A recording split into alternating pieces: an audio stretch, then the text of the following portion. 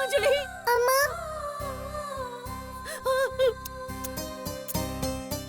அஞ்சலி செத்துட்டா. அஞ்சலி செத்துட்டா. அஞ்சலி ஏன் அஞ்சலி பயந்து இங்க உட்கார்ந்துட்டு இருக்க? அம்மா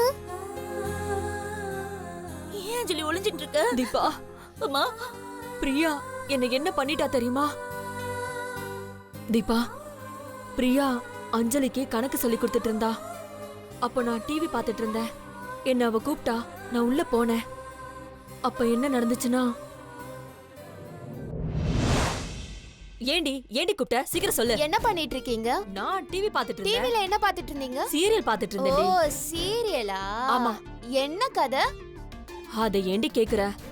அது அவன் குழந்தைய தூக்கிட்டு போய் எங்க குழந்தைக்கு படிப்பு சொல்லி கொடுத்துட்டு இருக்கற உங்களுக்கு டிவி சீரியல் முக்கியமா போச்சா? உங்களெல்லாம்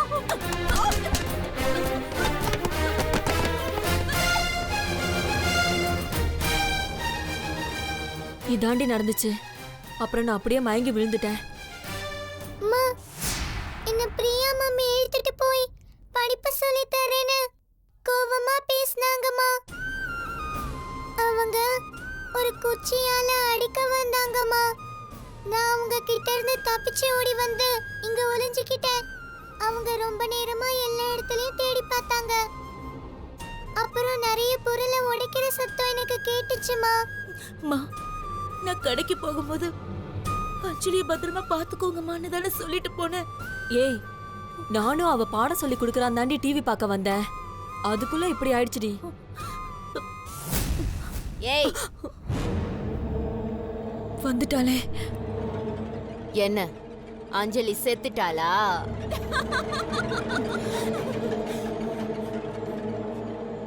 உயிரோட இருக்கிறாளே இவ காவியா.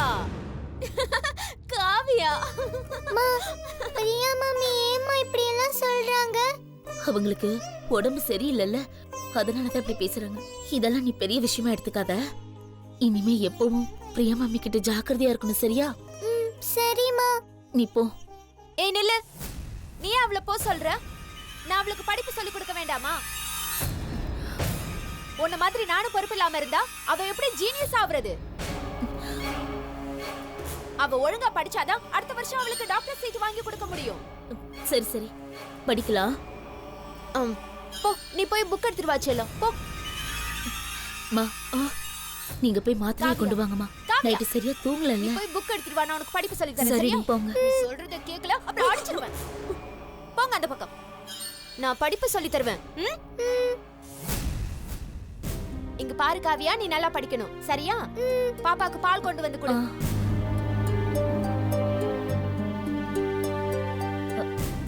இந்தாங்க பிரியா, இந்த மாத்திரையை போட்டுக்கோங்க. எதுக்கு? இந்த மாத்திரையை போட்டுக்கிட்டா தானே படிப்பு சொல்லி கொடுக்க முடியும். அப்ப அவளுக்கு கொடு. இத போட்டா எப்படி படிக்க முடியும்? படிக்க புக் தானே வேணும். இத நீங்க போட்டுக்கிட்டாதான் உங்களுக்கு எனர்ஜி கிடைக்கும். அப்பதானே உங்களால தெம்பா சொல்லி கொடுக்க முடியும். அப்படியா? அப்ப கொடு கொடு கொடு கொடு கொடு.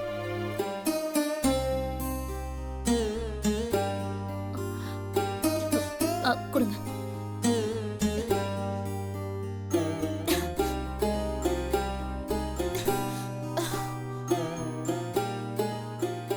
மா, அவங்களுக்கு தூக்கம் வரும். நீங்க மதியானம் எழுப்பி சாப்பாடு கொடுத்துருங்க. இப்படி இருந்த பொண்ணு இப்ப இந்த நிலைமைக்கு ஆளாயிட்டாளே. மா, நாம கவலைப்படாதீங்க. பிரியா சீக்கிரமா குணமாயிடுவாங்க. படிக்கலாமா?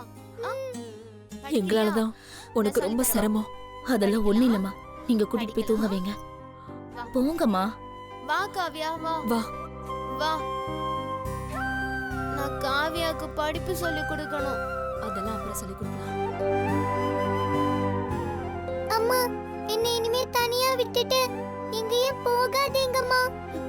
இல்லடா, இனிமே நான் எங்க போனாலும் உன்னை கூடவே கூட்டிட்டு போறேன்டா. பிரியா குழந்தைய ஏதாவது பண்ணிருந்தா என்ன ஆயிருக்கும்? இனிமே குழந்தைய தனியா விடக்கூடாது.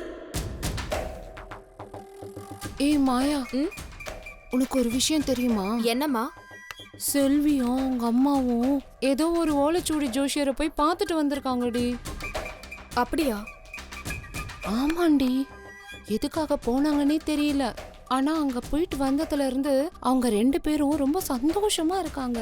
சாமி கும்பிடுறது என்ன, நெத்தியில விபூதி வைக்கிறது என்ன, அப்பப்பா ரொம்ப பூரிப்பா இருக்காங்க. என்னம்மா சொல்ற? ஆமாண்டி, அவங்க 2 பேரும் குசு குசுன்னு பேசிக்கிறாங்க. சந்தோஷ பார்க்க அவன் ரூமுக்கு போயிருக்கா. அப்படியா? சரி வா நம்ம போய் பார்க்கலாம். வா.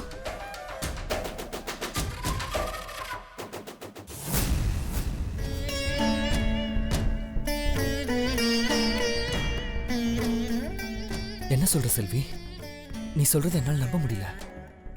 ஜோஷியம், ஜாதகம், சம்பிரதாயத்துல எனக்கு நம்பிக்கையே இல்லை. ஜோஷியத்துல சொல்ற விஷயம் சிலது பழிக்கும், பழிக்காம கூட போகும். சில நேரத்துல நம்ம பேசுறத வச்சு அவங்க பலனை சொல்லுவாங்க. அது எல்லாத்தையும் நினைச்சு நீ கன்ஃபியூஸ் பண்ணிக்காத. இல்ல சந்தோஷ், கண்ணம்மா அம்மாவும் இதே தான் சொன்னாங்க. அதே தான் இப்ப ஜோசியரும் சொல்றாரு. நம்ம குழந்தை கண்டிப்பா ஏதோ ஒரு இடத்துல உயிரோட தான் இருக்கு. என்னம்மா சொல்ற இவ? ஜோஷியத்துல குழந்தை இருக்குன்னு சொல்றாங்க, ஆனா குழந்தை உயிரோட இருக்கிறதுக்கு எந்த ஆதாரமுமே இல்லையே. இல்ல சந்தோஷ், நான் இங்க வர்றதுக்கு முன்னாடி குழந்தைய தேடி ஹாஸ்பிட்டல்ல போய் விசாரிச்சுட்டு தான் வந்தேன். என்னது? ஹாஸ்பிட்டல் போனியா? ஆமா சந்தோஷ்.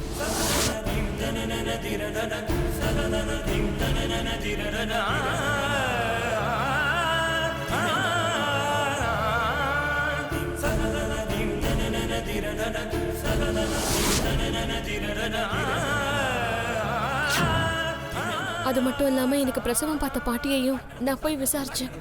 என்ன சொன்னாங்க? உன் குழந்தை சாவலம்மா.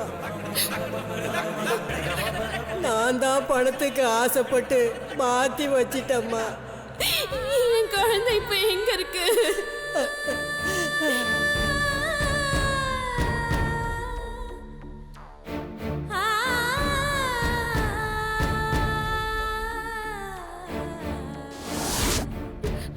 அவங்க உண்மையை சொல்றதுக்குள்ள இறந்துட்டாங்க சந்தோஷ். இல்லைன்னா அன்னைக்கே குழந்தையை கடத்தினது யாருன்னு தெரிஞ்சிருக்கும். மாயா, என்னடி இது புது கதையா இருக்கு? ஒருவேளை நாம செஞ்ச திருட்டுத்தனம்லாம் எல்லாருக்கும் தெரிஞ்சிடுச்சா? நீ கொஞ்சம் வாயை மூடுறியா? முதல்ல இங்க இருந்து போ. என்னடி என்ன திட்டுற? நான் உன்னை போன்றல. நீ சொல்றதெல்லாம் கேட்கும்போது என்ன நடந்திருக்குன்னு என்னால் யூகிக்க முடியல. ஆனா ஏதோ ஒன்று தப்பா நடந்திருக்குன்னு மட்டும் நல்லா தெரியுது. ஆனா இப்ப குழந்தைய எந்த நம்பிக்கையில தேடுறது? இதுக்கு மேல என்ன தெரியணும் சந்தோஷ்? நம்ம குழந்தை எங்கேயோ ஒரு இடத்துல இருக்குன்னு மட்டும் தெரியுது. நாம எப்பவும் தொலைச்ச இடத்துல தான் தேடணும் சந்தோஷ். நம்ம குழந்தைய பத்தி விசாரிக்க நான் ஒருத்தையே ஹாஸ்பிட்டல்ல போராடிட்டு இருந்தேன். ஆனா என்னால கண்டுபிடிக்க முடியல. நீ இப்ப என் கூட வந்து விசாரிச்சா நாம நிச்சயமா உண்மையை கண்டுபிடிச்சிடலாம் சந்தோஷ். ப்ளீஸ் சந்தோஷ், நம்மளோட வாரிசு எங்கேயோ கஷ்டப்பட நாம விடணுமா? நாம நல்லா இருக்கும்போது நம்ம குழந்தை மட்டும் கஷ்டப்படணுமா? நீ சொல்றது உண்மையா இருந்தா நம்ம குழந்தைய நிச்சயமா கண்டுபிடிச்சிடலாம்.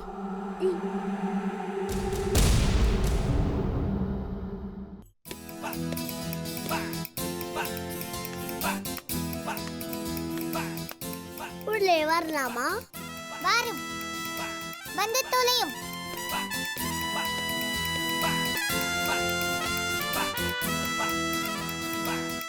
என்ன வீடு இவ்வளவு அனலாக இருக்கிறது? அனல் அல்லடா முட்டாள். குளோபல் வார்மிங் என்று பெயர்.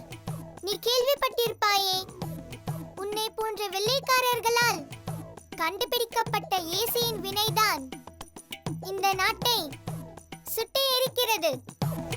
தண்ணீர் பஞ்சம், உணவு பஞ்சம் என்று நாட்டில் பஞ்சம் தலைவிரித்து ஆடுகிறது.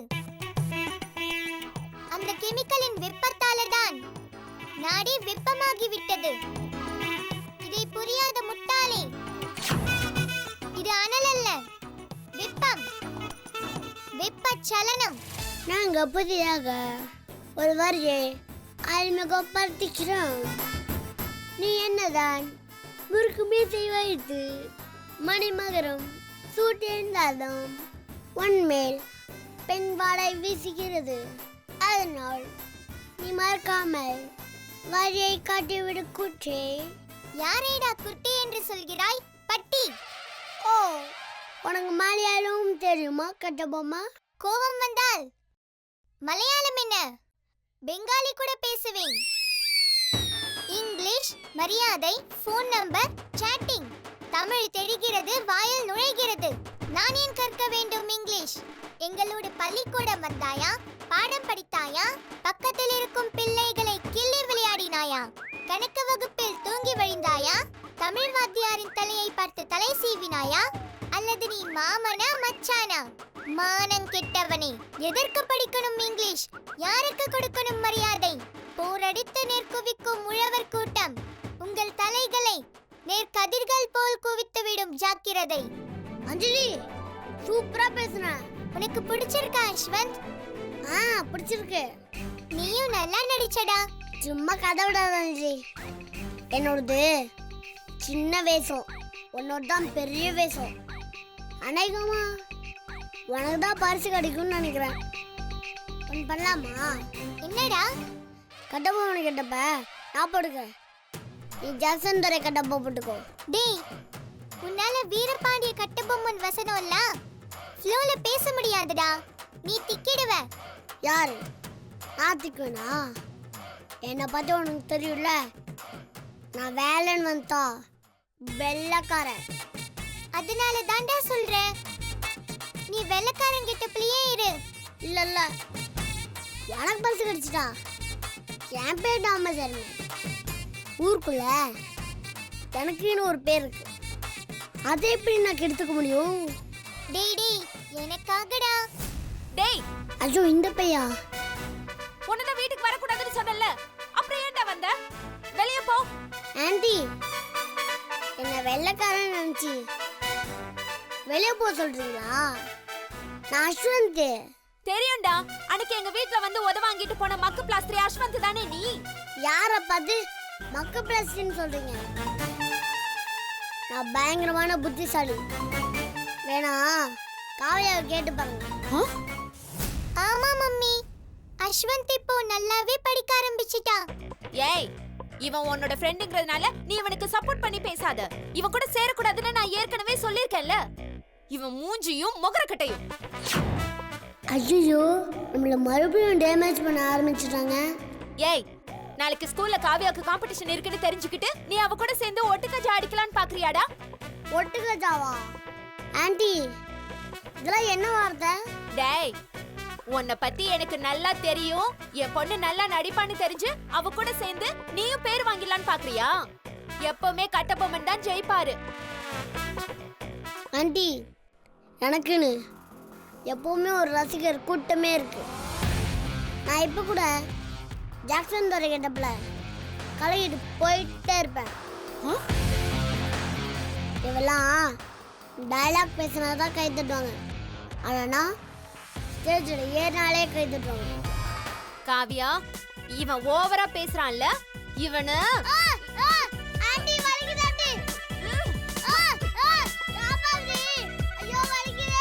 இத்தனோண்டு இருந்துகிட்டு நீயும் உன்னை விளம்பரப்படுத்திப்பியா? சொல்லு. அந்த பயம் இருக்கட்டும். நாளையில இருந்து ஸ்கூல்ல காவியா சொல்றபடிதான் நடந்துக்கணும். இனிமே நீ எங்க வீட்டு பக்கம் அடிக்கடி எல்லாம் வரக்கூடாது, புரியுதா? சரி ஆண்டி. Get out.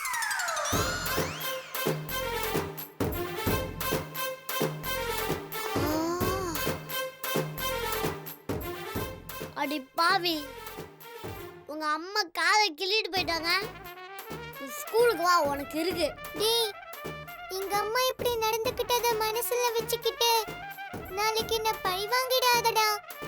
நீ தான் நாளைக்கு ஜாக்சன் துரை கெட்டப்ப போடணும். மறக்காம ஸ்கூலுக்கு வந்துடுறா. சரி சரி, வந்து தொலைறேன். டேய், நீ என்ன இங்க இருந்து போகலையா?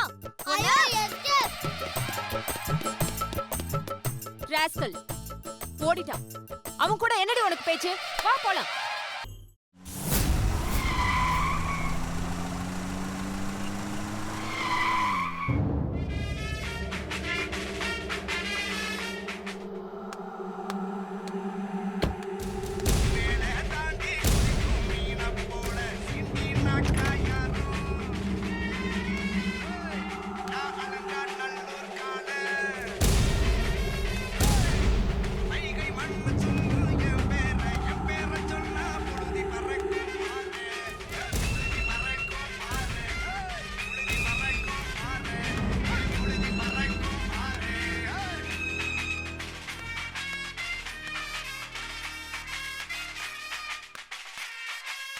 அங்கிள் மாயா டேய் பாட் ஆஃப் பண்றேன்.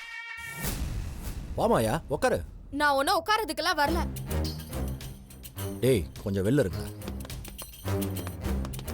சொல்லு மாயா. என்ன வேலை பண்ணிட்டு இருக்க நீ? செல்வியோட குழந்தைய கொல்றதுக்கு தான் முயற்சி பண்ணிட்டு இருக்கேன். கிழிச்ச. என்ன இன்னும் ஒரு 200 எபிசோட் போகுமா? என்ன மாயா கிண்டல் பண்றியா? கிண்டல் பண்ணாம வேற என்ன பண்ண சொல்ற? செல்வி காணாம போய் 5 வருஷம் ஆச்சு. இதுவே பெரிய கேப். அதுக்கப்புறம் அடுத்த 1 வருஷமா நான் அந்த குழந்தைய கடத்திட்டேன், அந்த குழந்தைய அந்த இடத்துல அடைச்சு வச்சிருக்கேன், அதை இப்ப கொன்னுடுவேன் அப்ப கொன்னுடுவேன்னு சொல்லிட்டு படம் காட்டிட்டு இருக்கேன். இதுக்கு மேல நீ சொல்றதெல்லாம் நம்பிட்டு இருக்க நான் என்ன முட்டாள நினைச்சியா? இல்ல மாயா, அந்த குழந்தைய கொல்றதுக்கு தான் நான் தீவிரமா முயற்சி பண்ணிட்டு இருக்கேன். என்ன தீவிரமா முயற்சி பண்ணிட்டு இருக்க? ஒரு குழந்தைய கொல்றதுக்கு போய் இவ்ளோ காரணம் சொல்லிட்டு இருக்க? மாயா, அது பிறக்கும்போது பச்சை குழந்தை, அதுக்கு இப்போ 5-6 வயசு இருக்கும். இப்போ அதுக்குன்னு ஒரு ஃபேமிலி இருக்கு, நிறைய பேர் சப்போர்ட் இருக்கு. போயும் ஒரு குழந்தைய கொல்ல முடியலன்னு காரணம் சொல்லிட்டு இருக்க. உனக்கெல்லாம் அசிங்கமா இல்லையா? இத பாரு மாயா, நான் நிறைய முயற்சி பண்ணி பார்த்துட்டேன். முடியாததால தான் இப்போ வேற மாதிரி பிளான் பண்ணிட்டு இருக்கேன். எனக்கு தேவை நான் சொன்ன வேலை முடிஞ்சுதா இல்லையான்றதுதான். நீ சொல்ற காரணத்தையும் கதையும் கேட்கறதுக்கு நான் ஒன்னும் இங்க வரல. இப்ப பிரச்சனை நேரடியாவே வந்துடுச்சு. செல்விக்கு அவ குழந்தை உயிரோட இருக்கிற விஷயம் தெரிஞ்சிடுச்சு. ஆல்மோஸ்ட் அவ குழந்தைய நெருங்கிறதுக்கு எல்லா முயற்சியும் பண்ணிட்டு இருக்கா. மாயா, அவ முயற்சி பண்றதெல்லாம் எனக்கும் தெரியும். ஆனா அவ என்னதான் முயற்சி பண்ணாலும் அந்த குழந்தை அவகிட்ட கிடைக்கவே கிடைக்காது அப்படின்னு நீ நினைச்சிட்டு இருக்க. ஆனா உன் அளவுக்கு மத்தவங்க எல்லாரும் முட்டாள் கிடையாது. செல்வி ரொம்பவே உஷாராயிட்டா. அவ கையில குழந்தை கிடைச்சிட்டா நம்ம ஆடுன இவ்ளோ நாடகத்துக்கும் அர்த்தமே இல்லாம போயிடும். அந்த அளவுக்குலாம் நான் விடவே மாட்டேன் மாயா, நீ பயப்படாத. விடாம செல்வி அவ குழந்தைய கண்டுபிடிச்சு கொஞ்சம் போது அவ கையில இருந்து தூக்கி நீ கொஞ்சுவியா? இனிமே எனக்கு உன் உதவிலாம் தேவைப்படாது. நீ குழந்தைய கொல்றதெல்லாம் இதோட நிறுத்திக்கோ. என்ன மாயா, என்ன சொல்ல வர? ஆமா, இனிமே நானே போராடி அந்த குழந்தைய எப்படியாவது கொன்னுடுறேன். ஓ, அந்த அளவுக்கு வந்துட்டியா நீ? ஆமா, உன்னால அந்த குழந்தைய கொல்ல முடியாதுங்கிற விஷயத்த இனிமேலும் என்னால புரிஞ்சுக்க முடியலனா என்னை விட பெரிய முட்டாள் வேற யாருமே இல்ல. இனிமே நீ குழந்தைய கொல்லுவேன்னு நான் நம்ப தயாரா இல்ல. என்ன எப்படி காப்பாத்திக்கணும்னு எனக்கு நல்லாவே தெரியும். அந்த குழந்தை செல்வி கையில கிடைச்சதுன்னா பறி போக போறது ஏன் வாழ்க்கை தான். அதனால உன்னை நான் நம்பிட்டு இருக்கிறத விட நானே களத்துல இறங்கலான்னு முடிவு பண்ணிட்டேன். என் வாழ்க்கையை என்னாலேயே நான் காப்பாத்திக்க முடியும். ஓஹோ, அப்போ என்னால முடியாதுங்கிறத நீ வேற மாதிரி சொல்ற அதானே? இதுல நான் முடிவு பண்றதுக்கு ஒண்ணுமே இல்ல. உன்னால முடியாதுங்கிறது தான் உண்மை. தப்பா பேசுற மாயா, ஒவ்வொரு நாளும் நான் உனக்காக தான் நான் உழைச்சிட்டு இருக்கேன். நீ உழைச்சதுக்கான ரிசல்ட்டே தெரியலையே, அப்புறம் நீ உழைச்சேன்னு சொல்றதுல அர்த்தமே இல்ல. மாயா, அந்த குழந்தைய கொல்றது அவ்வளோ சுலபமான விஷயமே இல்லை. அது ரொம்ப கஷ்டம். சொன்னா புரிஞ்சுக்கோ. கஷ்டம் கஷ்டம்னு சொல்றியே, விஷயம் இப்ப கை மீறி போயிட்டு இருக்கு. செல்வி கையில குழந்தை கிடைச்சா என்ன ஆகும்னு தெரியும்ல? அது எப்படி மாயா கிடைக்கும்? அந்த குழந்தை தான் இப்ப என்னோட கஸ்டடியில இருக்கேன். அந்த குழந்தை உன்னோட கஸ்டடியில தானே இருக்குன்னு சொல்ற, அப்புறம் ஏன் கொல்லாம இருக்க? அந்த குழந்தை எங்கன்னு சொல்லு, மிச்சத்தை நான் பாத்துக்கிறேன். அதுக்காகவா மாயா நான் இத்தனை வருஷம் கஷ்டப்பட்டேன்? அந்த குழந்தை தங்க முட்டை போடுற வாத்து. பார், இந்த பழைய கதையெல்லாம் சொல்லிட்டு இருக்காத. இப்ப நீ என்ன சொல்ல வர அதை நீ ஸ்ட்ரெயிட்டா சொல்லு. அந்த குழந்தை கொல்ற ப்ராசஸ்க்கு இது வரைக்கும் எவ்வளோ பணம் செலவாயிருக்குன்னு உனக்கு தெரியுமா? நீ இன்னும் கூட எனக்கு எவ்வளோ பணம் தர வேண்டியிருக்கு தெரியுமா? நீ அவ்வளோ அசால்ட்டா அந்த குழந்தைய அடையாளம் கட்ட சொல்ற. இப்பவே நீ என்னை மதிக்க மாட்டேன்ற. நாளைக்கே உன்னோட வேலையெல்லாம் முடிஞ்சிட்டா நீ என்னை எப்படி மதிப்ப? நீ எனக்கு உண்டான பணத்தை கொடுத்துட்டு அந்த குழந்தைய கூட்டு போயிட்டே இரு. அதுக்கப்புறம் நீ அந்த குழந்தைய என்ன வேணா பண்ணிக்கோ. ஓ, என்கிட்டயே நீ அந்த டீல் பேசுறியா? பின்ன எல்லாமே வியாபாரம் தான். இப்ப கூட நீ என்கிட்ட வியாபாரம் தானே பேசிட்டு இருக்க. சித்தப்பான்ற மரியாதை கொடுத்தா பேசிட்டு இருக்க. இந்த உலகத்துல எல்லாத்துக்குமே ஒரு விலை இருக்கு. அந்த குழந்தைக்கு உண்டான விலையை கொடுத்துட்டு நீ போயிட்டே இரு. அதுதான் ஜென்யூனா இருக்கும். பிசினஸ்னா பிசினஸ் தான். சரி, எவ்வளவு வேணும்? சந்தோஷோட சொத்து மதிப்பு பல கோடி. நான் அதுக்கெல்லாம் ஆசைப்படவே இல்லை. எனக்கு வெறும் ஒரு 5 கோடி கொடுத்துரு, நான் பாட்டுக்கு ஒதுங்கிக்கிறேன். 5 கோடியா? ஆமா மாயா, அந்த குழந்தைக்கு எவ்வளோ மதிப்பு இருக்குன்னு உனக்கு நல்லாவே தெரியும். அந்த குழந்தை மட்டும் உன் வீட்டுக்கு வந்தா என்ன நடக்கும்னு நீ நல்லா யோசிச்சு பாரு. அந்த குழந்தை சந்தோஷோட வாரிசு. உன் குழந்தையோட போட்டி போட்டா சந்தோஷோட பாதி சொத்து அந்த குழந்தைக்கு தான் போய் சேரும். எப்படியும் சந்தோஷோட சொத்து மதிப்பு ஒரு 1000 கோடினா ஒரு 500 கோடி அந்த குழந்தைக்கு போய் சேர்ந்துடும். நல்லா யோசிச்சு பாரு. நான் கேட்கறது வெறும் 5 கோடி தான், ரொம்ப சின்ன அமௌண்ட். கடைசியில என்கிட்டயே பேரம் பேசிட்டல. நான் பண்ண ஒரே முட்டாள்தனம் உன்கிட்ட இந்த பொறுப்பை ஒப்படைச்சதுதான். என் அப்பா இருந்திருந்தா இந்நேரம் எனக்கு இந்த நிலைமை வந்திருக்காது. என் அப்பா உன்னை நம்பினாரு, அதனால உன்னை நான் நம்பினேன். அதனாலதான் இந்த வேலையை உன்கிட்ட நான் கொடுத்தேன். ஆனா நீ இப்போ என்னையே பிளாக்மெயில் பண்ற. அந்த குழந்தைய நீ இவ்ளோ நாள் கொல்லாம விட்டு வச்சது எதுக்குன்னு எனக்கு இப்பதான் புரியுது. என்கிட்ட இப்படி ஒரு பேரம் பேசணும்னு தானே அந்த குழந்தைய கொல்லாம விட்டு வச்சிருக்க. நீ எப்படி வேணா நினைச்சுக்கோ மாயா, எனக்கு தேவை பணம். பணம் மட்டும்தான். அதை தர முடியுமா முடியாதா? பணம் எல்லாம் கொடுக்க முடியாது. உன்னால முடிஞ்சதை நீயே போய் பார்த்துக்கோ.